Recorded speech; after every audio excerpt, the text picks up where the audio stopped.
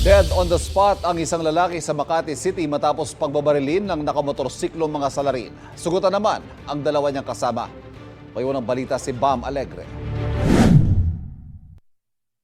Patay ang isang lalaki habang sugatan ang dalawa niya pang kasama matapos tambangan ng riding in tandem sa barangay Pio del Pilar, Makati City, pasado 1:00 na madaling araw kanina. Base sa investigasyon, nagiinuman ang mga biktima sa kanto ng McKinley at Tylo Street nang biglang dumating ang gunman na nakaangkas sa motorsiklo. Dead on the spot ang isa sa mga biktima matapos siyang pagbabarilin. Naisugod naman sa ospital ang dalawa niyang kaibigan at nagpapagaling sa ngayon. Na-confirm naman sa may Tylo Street, corner McKinley, meron doon isang nakahandusay sa bangketa na wala ng buhay at yung dalawa naman na may tama pa, kusa silang nagpunta dito sa barangay. Wala naman silang binanggit, basta yun lang na binaril sila ng nakamotor.